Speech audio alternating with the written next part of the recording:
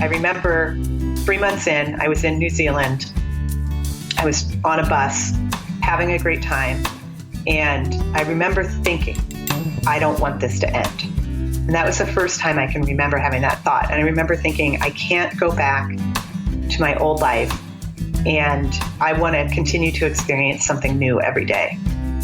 And that was that realization. And from that point on, in the rest of my, ended up being a year and a half of the initial break, I was on kind of a mission to figure out, well, how can I continue this? Because I know I want this to continue. I want to keep traveling. I want to keep experiencing different cultures. I want to keep having new things in my life. I want to keep having this creativity that I had kind of tapped into. And I had to figure out a way, though, that I could stay on the road and make money, because I had only planned for being gone for a year and a half.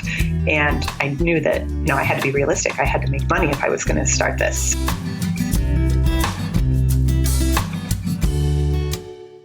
That was Sherry Ott describing how her break from her corporate IT job in New York City turned into a nomadic lifestyle that she had for 11 years.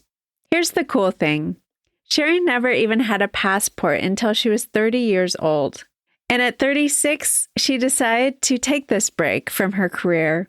She had a lot of fears about that.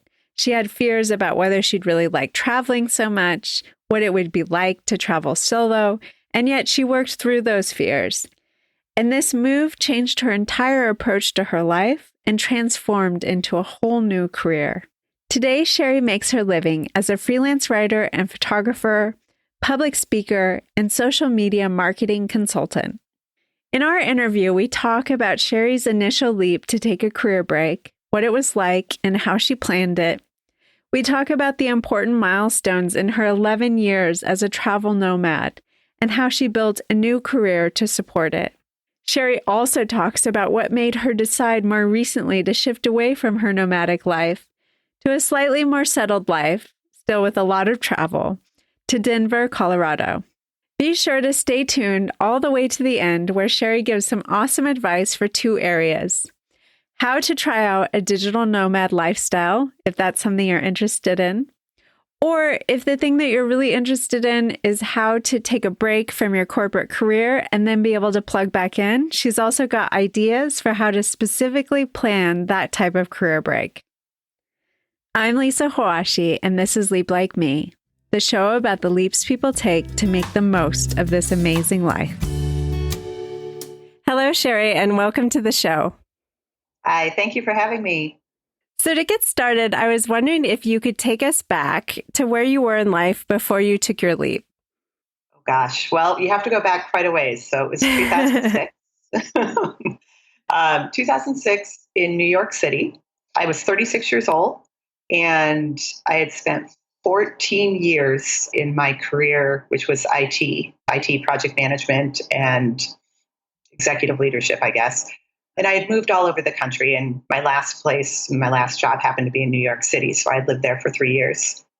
And that's where I was. And I have to say, after 14 years of IT, I found myself not very happy about it anymore. There was the factor of, I found out that I didn't really enjoy climbing the ladder as you're supposed to, that I liked my lower level jobs much better, even though I didn't make as much or whatever. And secondly, my career kind of chose me. I didn't choose it. I'll even take you back further into college. And what I studied in college was accounting and business. And due to the time when I graduated and what was going on in the world, I got swept up into IT, which I'm very thankful about because it was a very lucrative career. But I didn't really choose it. That wasn't what I studied. I didn't even know what was possible. So after 14 years in it, I just think I stepped back and went, is this what I want to do the rest of my life? Something that just kind of happened. And I was struggling with all these things about moving up the corporate ladder. And I was just really unhappy. I hadn't taken a break since, I started when I was 22 years old. I graduated and boom, I was in my first job and moved all around the country and never really took any time off. And so I was burned out and questioning my future. And so how did the idea of starting to take some time off and to specifically to travel, how did that idea start to grow in you? I get asked that question a lot, but it's honestly still a bit of a mystery to me because I don't have any past experience with people who had done it. I didn't even have a passport until I was 30 years old. So I was very, very new to travel. And I knew that I needed a break.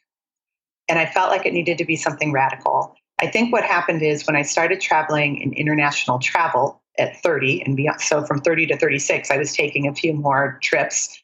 And one of the trips I took, I remember, was down to South America. And I would meet people on these trips that were traveling for a much longer time.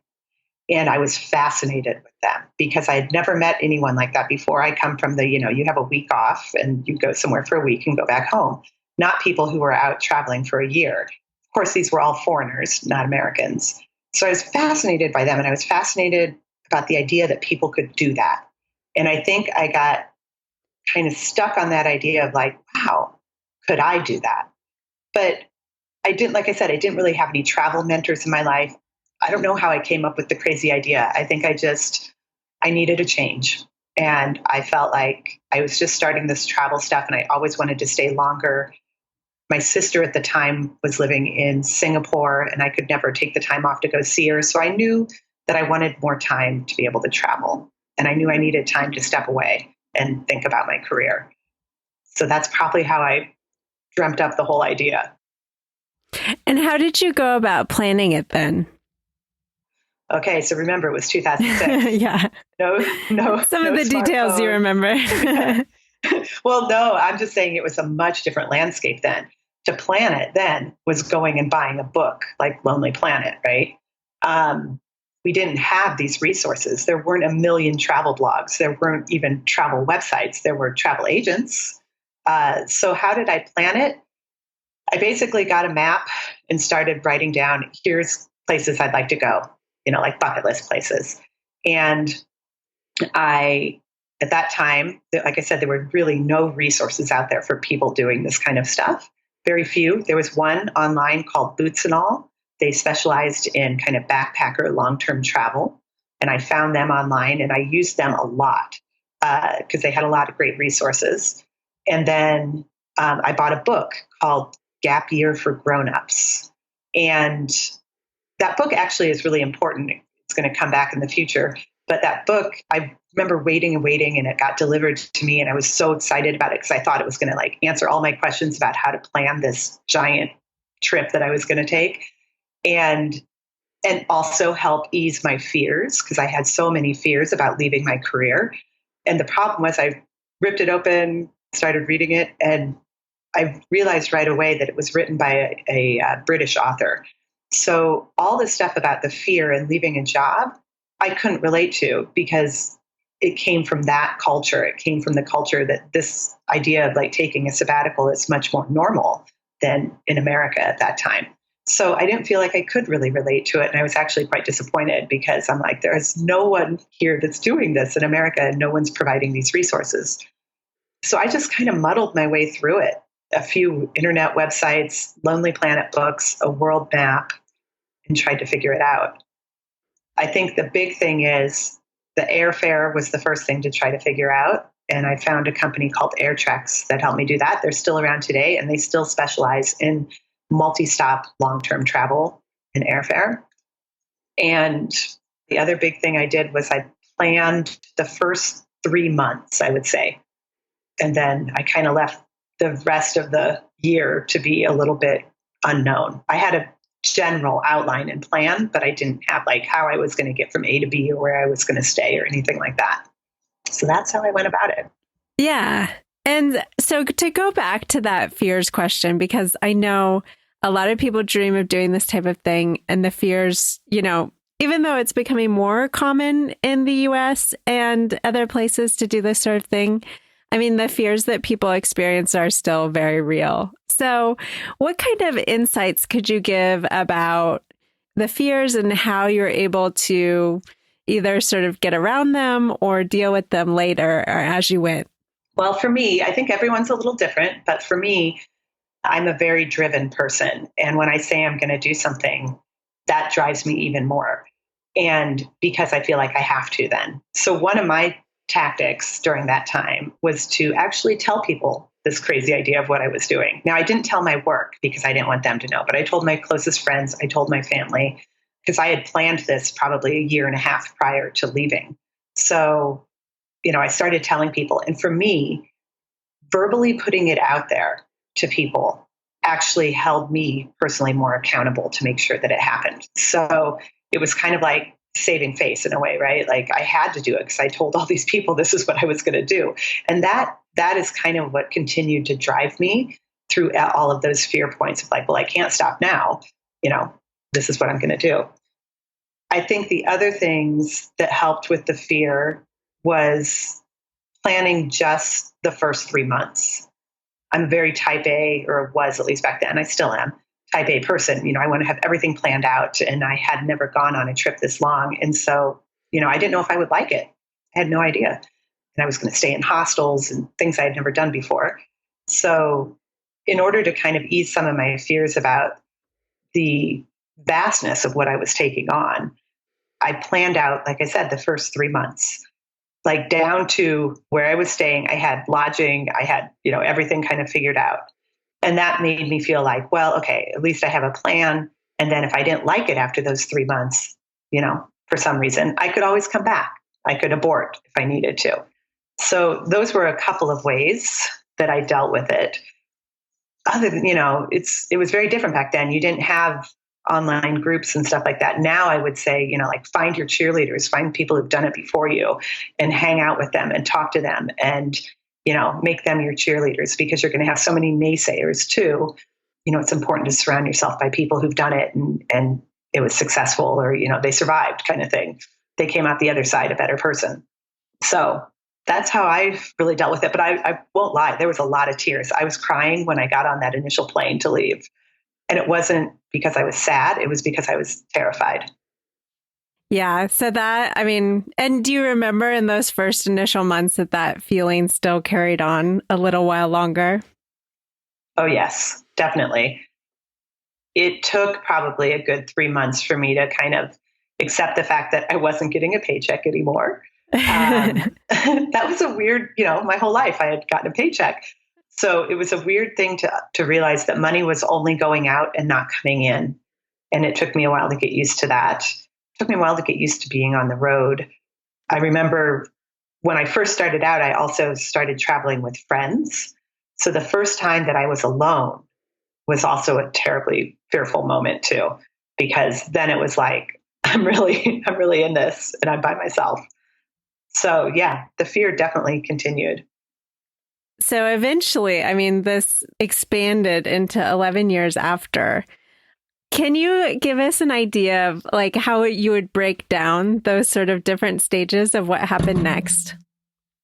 Oh, it's hard, but yeah. I think kind of the milestones, because we are talking about 11 years and a lot of change. Right, for sure. And a lot of change in the world too. That's the other big piece. I think kind of some of the milestones of all that stuff was, I started off on the road. I remember 3 months in, I was in New Zealand. I was on a bus having a great time. And I remember thinking, I don't want this to end. And that was the first time I can remember having that thought. And I remember thinking, I can't go back to my old life. And I want to continue to experience something new every day. And that was that realization. And from that point on, in the rest of ended up being a year and a half of the initial break, I was on kind of a mission to figure out, well, how can I continue this? Because I know I want this to continue. I want to keep traveling. I want to keep experiencing different cultures. I want to keep having new things in my life. I want to keep having this creativity that I had kind of tapped into. And I had to figure out a way, though, that I could stay on the road and make money, because I had only planned for being gone for a year and a half. And I knew that, I had to be realistic. I had to make money if I was going to start this. So that was one big turning point. About a year later, I finally got the answer to that question, which was I was introduced to the idea of ESL and teaching English as a second language.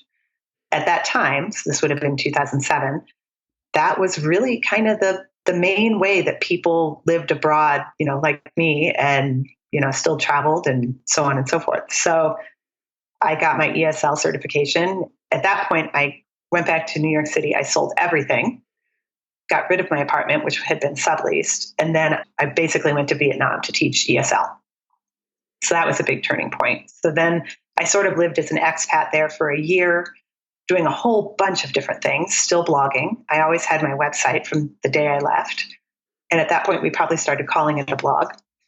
After my year there, I started a company called Meet Plan Go with a friend that was all about taking career breaks and sabbaticals and aimed towards North Americans and trying to put the word career break in our language as something that was good, that could be career defining and not career defeating.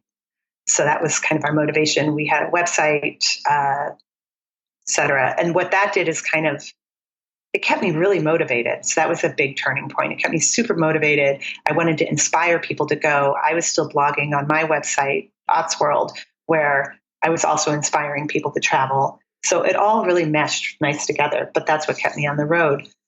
I also realized, though, I wasn't making much money if I wasn't teaching ESL, and Meet Plan Go wasn't bringing in a lot of money. So I needed to live very cheaply. And that's when I decided, like, I'm just going to do this nomadic thing. I had been doing it, but I'm like, I'm just going to get okay with it because it was cheaper for me to just be nomadic than to have an apartment somewhere.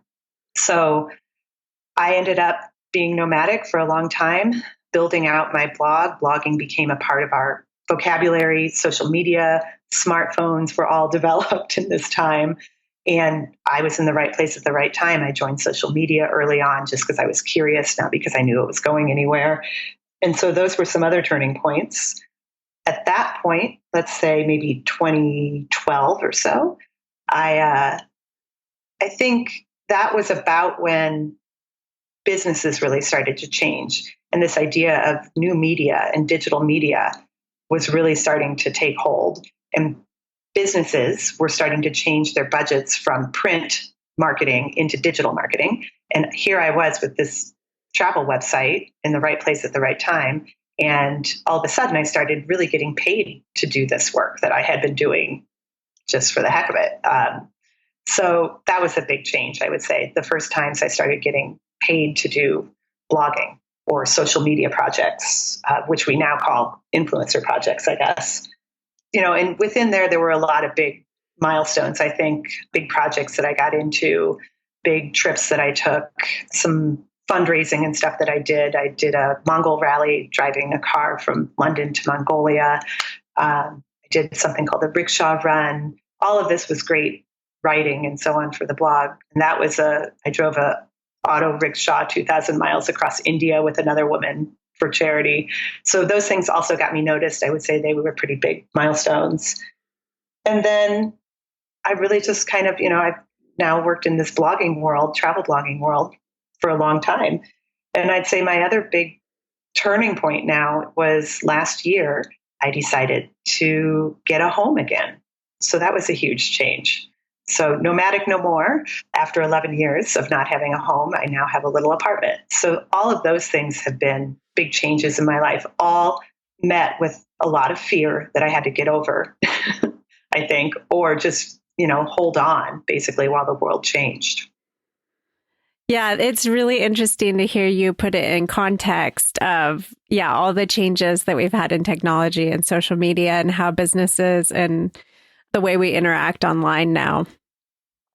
Yeah. I mean, it changes the way we travel.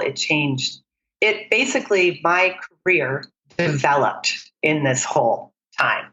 The idea that you could have a career blogging, that you could have a career doing social media marketing, that wasn't even in our vocabulary or thought process in 2006 when I left. So everything developed around me and I was really in the right place at the right time. It's in some ways, but I also used my background, my business background, to really, get a good foothold in it too and make it work for myself. And to go back a little bit into that sort of those beginning years as you were kind of starting to think about what you could do for a different career, how you could stay out in the world traveling. What were you kind of discovering about the way that you wanted to live your life? I think the first things that I discovered was I didn't want any more of a predictable routine. One of the biggest things that I've learned about myself, and it's a blessing and a curse at the same time, I think, is I am someone that is addicted to new things. So like any addiction, I think, like I always want to learn something new. I want to go somewhere new. I want to try, I get really excited about that. And so I learned that that was me as a person. That was really at my core, and it drives a lot of my decisions. And so that idea of like I didn't want to be in a routine was a big learning, I think, for me. I think I also learned how to appreciate the small things. I learned that I didn't need what I thought I needed to survive, kind of in the idea of like, stuff, right? So those were big learnings, I would say. I also learned that I was way more than just an IT project manager. Back before I left and I was unhappy in what I was doing, I didn't think I could do anything else because that's all I had done for 14 years. And I had no confidence in my ability to even be, say, a project manager in another field. I just didn't think that was possible. However, after being on the road and starting to kind of get out and clear out those cobwebs and get out of that routine, I realized I had a lot of skills that I didn't know that I had. And I could do project management, any capacity. I could be an entrepreneur. I found out that I really loved marketing and I loved, writing. I loved photography. Like all of those things were things that I learned. So it really gave you just a lot more insight into all these other strengths and skills that you could develop. Yeah. And I just couldn't see it. When you're in it every day, going to work, it's very hard to break out of that unless you do something pretty radical. So what would you say are some of the best parts of the digital nomad life? Well, I get to experience something new every day normally. For me, it was a wonderful way to continue to see the world. I have a group of friends and acquaintances from all over the world, thanks to that too. In fact, there aren't many places where I can go and I don't know someone. I think, it taught me a lot of stuff. It taught me how to be very simple. It taught me how to be the perfect guest, which is a nice skill to have. Oh, can you give us some tips on that? I love that. How can you be a perfect, how can you be a perfect guest? Because I do think that's really important as well when you're traveling on the cheap. You often find yourself staying with people or doing couch surfing or things like that. So what tips could you give us? I would always, certainly in couch surfing, because that was something where you're staying for free. Airbnb is a little bit different because now that's an exchange of money. But back when I would just stay with people, people would be so kind to let me stay with them, friends or strangers. I always tried to give them something. So whether that was, I would teach them how to make Vietnamese spring rolls one night. I would get everything and teach them how to do that. Or I would offer them all my photography that I was taking in their city while I was there. So if they wanted any of that, they could have it. Oh, that's a great idea. Yeah. Yeah. And, that kind of stuff was easy for me because I was doing it anyway. And it was just kind of a nice way. And I mean, I sell photography, so it's one of my many careers. So it's good. And it was just one of those things where it's like, why not offer them that if they want it for their walls or whatever? So those are a couple of things. My other thing was always like, I would always try my best to be somewhat invisible, not me personally, but like not leave my stuff all over, of course. Like I kept very tidy as far as like have a little corner where my suitcase was, and I'd try to really maintain it there so that I wasn't, in anyone's way. I'd try to be invisible from that standpoint.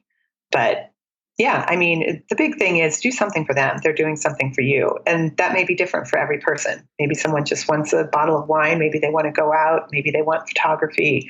Maybe they want to learn how to cook something from your culture. So that's important. Sharing something. Yeah, I like that. Yeah. And what did you discover that made you want to settle in Denver? Well, a few things. So being nomadic for 11 years is really hard. It was wonderful and I loved it, but most people don't last 11 years. Most people I don't want to say give up. They decide, no, they need roots. But I, for some reason, had a pretty, I dealt with it well. I liked it.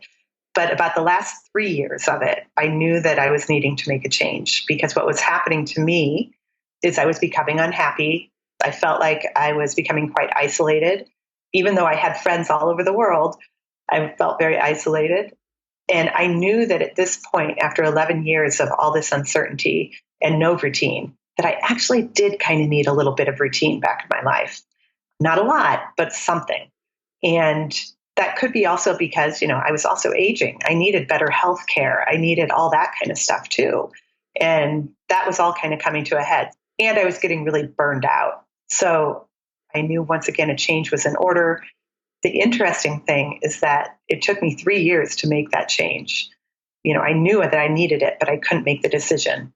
And once again, we talk about the fear of making these big leaps and decisions. This was just as hard for me as it was back in 2006 to quit my job and take that leap to go into the world and travel. It was just as hard for me to kind of come off the road and plug back into the world. I was just as scared. I had all kinds of fears about it. And that's what took me so long to actually finally make that decision. I was curious about what some of the biggest fears were for you around that. Well, it was my identity. Being nomadic was my identity. And I had done it longer than most bloggers that I knew had. And coming off the road, I had a big fear that I was going to lose that identity and that maybe people followed my website because of that. And, I would just be like everyone else now. Being nomadic for 11 years made me very unique, I felt. And so I was fearful about just being like everyone else. And I was fearful of getting caught up again in the need to have stuff and all that kind of stuff, right? I felt like I had made so much progress. I was fearful, certainly, that I was not going to be able to make enough money to sustain it. So there was all of that. Because remember, I decided to become nomadic because it was a cheaper way for me to move around and be a blogger in those early years when you weren't getting paid any money. Well, now I was finally starting to get paid money, but I still was unsure if it was going to be enough and I would be able to financially support myself. So all of those fears, fear of trying to pick a place, I ended up in Denver, but I had no ties to Denver. I just chose it. And part of my fear for those 3 years was trying to figure out where, because in my life, I could go anywhere in the world. I could do my work from anywhere in the world. I could make a home anywhere. And when you have that big of a decision, possibility, I just seized up. I couldn't make the decision. So that's what took so long, I think. And I chose Denver because it was new to me. I hadn't lived in this time zone before. I love the mountains. I'm originally from the Midwest or the middle of the country. So this kind of got me back to those roots, which I thought was important. But really, it was kind of because I didn't really know much about it. And I thought, well, if I'm going to come off the road and get back in a little bit of a routine, then I should choose a place that's completely new to me. So I'm excited about exploring it. So that's how I ended up here.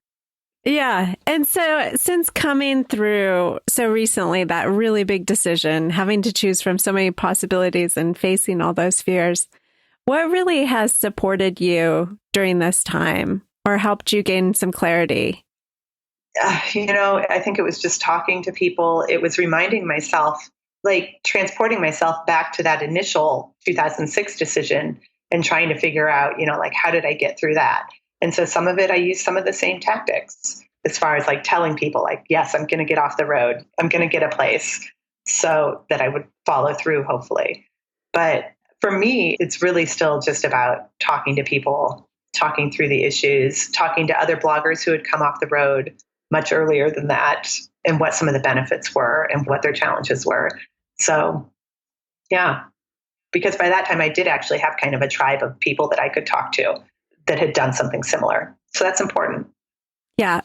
And I know for a lot of people who are interested in making, especially this leap, I think, to being a digital nomad is, some of that worry about like what would happen in terms of healthcare and retirement.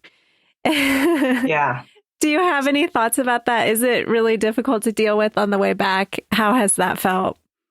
Oh, healthcare. Healthcare has been such an issue for me. And it really was a big decision in me getting off the road, getting home again. There's just been so many changes in the last 10 years, marketplace and, how we do insurance. And so a few of those changes actually kind of forced me off the road to be able to get medical care. I don't know if I have any advice for that. It's a tough one. So it is a hairy issue. It is. But it was important. I mean, it feels like, especially if you want to go back to the U.S., that's a big one for the U.S. return.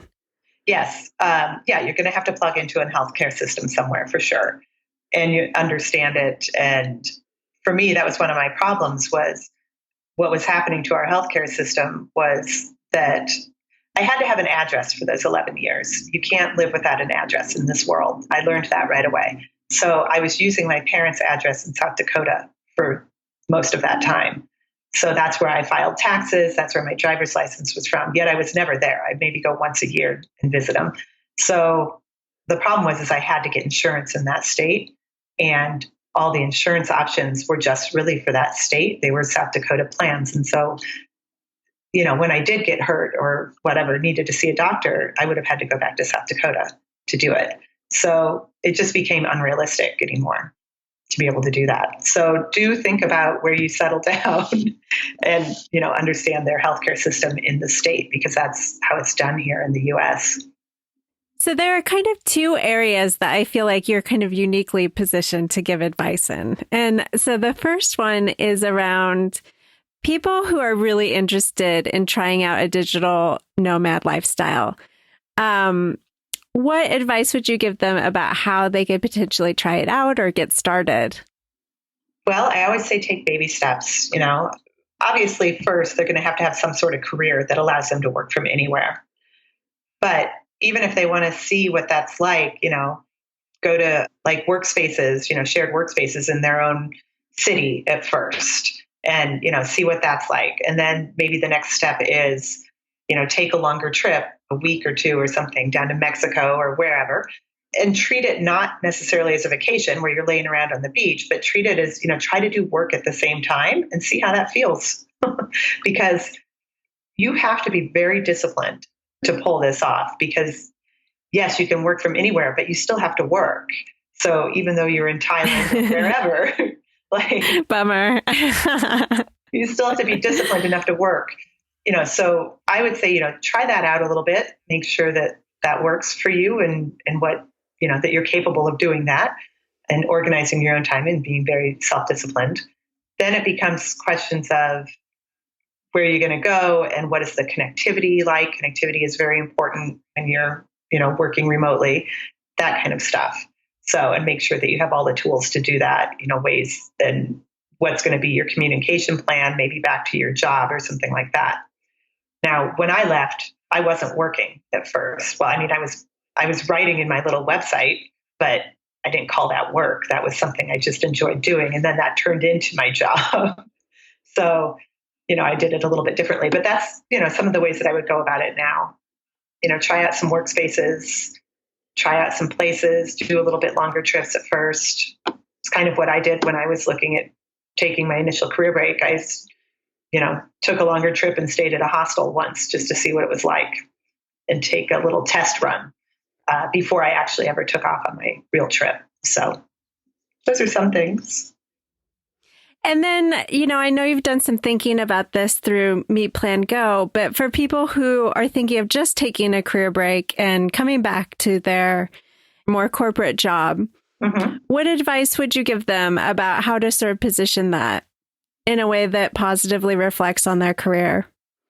Yeah, I think this is where the planning stuff comes in really, really well, because if your idea is that you're going to take a career break, take some time off, maybe that's 3 months or a year, and then come back and plug back in, you need to make some important decisions about your itinerary.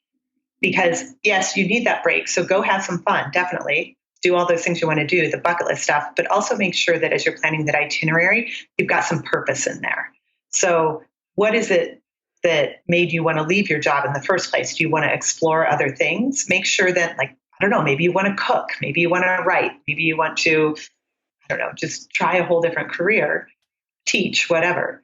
Then make sure that you plan some of those things into your itinerary so you can dip your toe in that and see how it feels. In addition, if you say maybe you don't want to make a change in career, you just need a break because that's healthy for everyone, and you're going to come back to your same career or something that you think is going to be in the same area. Even that, I think, is important as you plan that itinerary. So, make sure you've got some good volunteering work in there potentially, or, ways that you can actually use those skills on the road. There's a bunch of really cool volunteering organizations out there now. It used to be that when you volunteered, you were either going to volunteer at some orphanage or teach English. There are so many more things you can do now when you volunteer that can use your skills and help build your resume while you're gone. So I think that's really cool to look into some of those things because those build your resume. At the same time, think about the destinations that you might be going to. So, for example, I was in IT. One of the things that I found really interesting was when I traveled through India for the first time, I had these aha moments in, really starting to understand their culture, when you're there in India, and all these aha moments where I'm like, oh, that's why this person reacted that way, because I used to work with a bunch of people from the Indian culture in IT. So all of a sudden it made a lot of things clear to me. So sometimes if you work in an industry where you're working with another country or another culture quite frequently, go visit that country. Yeah, that's a great idea. Get there on the ground and see what it's like. Even for me, I was in retail and, manufacturing in retail, and all of our stuff was made over in Asia. It was fascinating for me to just simply be in Asia and China where all this stuff was taking place. So, and there are ways that you can spin that on your resume to, make that a valuable process and learning. So I learned a lot. If I would have went back into IT, that would have absolutely helped me in my career, spending that time in India and spending that time in Asia. So think about it in some of those ways too. But, do try to travel with purpose. Try to think about what is it that you want to learn? What is it that you want to improve? And infuse that into your itinerary. Yeah, those are great ideas. Love those. Yeah. And even I'll also say really quick too, even things like, let's say you're in Southeast Asia and you have to negotiate for everything, right? You negotiate for that T-shirt that you want or whatever. Those are all brilliant skills to call out on your resume too. I mean, those are negotiation skills. Once I got very comfortable with negotiating everything in markets, and I definitely honed my negotiation skills, or, those kind of things too. I had to plan on a budget. Those are all really good examples of, things of, what do I want to say? Abilities that you really need in corporate America or corporate jobs. And so you just have to really think about it in that way. What are those skills that you're building? Learn how to take a calculated risk. That's what you're doing every day. Learn how to communicate better. Oh my gosh, you're in countries where you don't speak the language. So there's all kinds of examples of how you can add that to your resume and enhance your career. So Sherry, to wrap up our conversation today, I have 3 questions for you. Okay. My first question is, what do you wish you had known before you made your leap? Very honestly, what I wish I would have known is how important social media and blogging that they could actually become a viable career, because I probably would have approached it differently. I wish I knew how the internet worked better before I left, because that would have helped a lot. But I don't know. I don't think there's a lot of things I would have wanted to know too much before, because for me, part of at least about travel and the cultures that I was going into, part of the joy for me is always, being surprised by something and not having expectations going in. And I still do that today when I travel places to write about them. I don't do much research at all ahead of time. So I like to go and just be surprised and be able to tap into those feelings for my writing. So I don't know that I would change a lot. I just wish I knew more. I wish I knew, I wish I had a magic ball and could have looked into the future and knew this was all going to happen. What was the most unexpected thing to come of your leap? That's easy. The fact that I am now, when people ask what I do, I say, I'm a travel writer. And Never, ever, ever in a million years would have I ever guessed that that would happen when I left in 2006. I didn't have any background in writing. I journaled for myself for like 7 years, but that's it.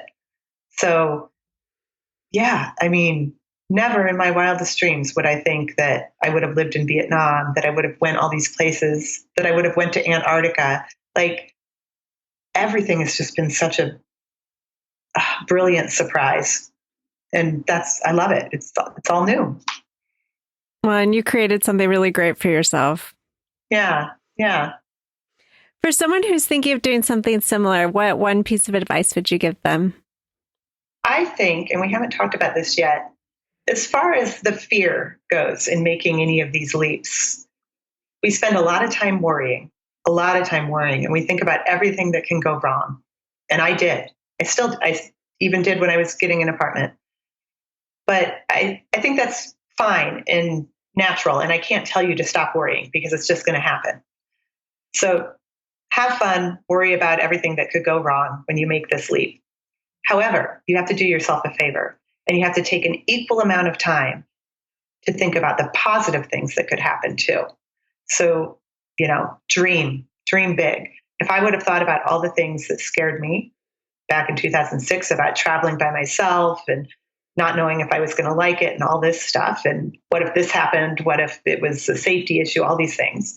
I needed to also take time to sit there and think, wow, what if I ended up living in one of these countries? Or what if I became a travel writer? I needed to dream about the positive things that could potentially happen too. You have to give yourself that favor.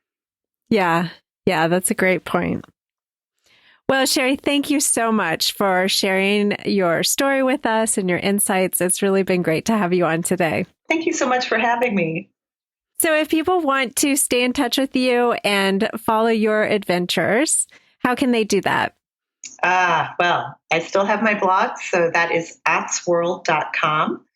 And I am sharing all kinds of travel stories, travel advice there.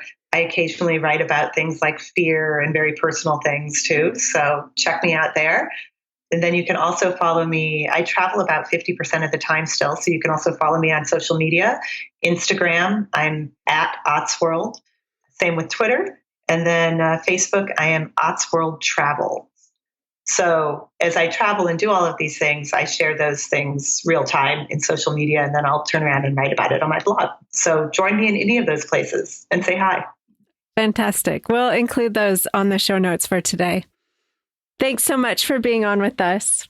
Thank you. It's great talking about all this stuff again. Thanks for listening to today's show. Head on over to lisahawashi.com for the show notes for today's episode. You can see some photos from Sherry's journeys, as well as some of the resources that she's provided for today's show.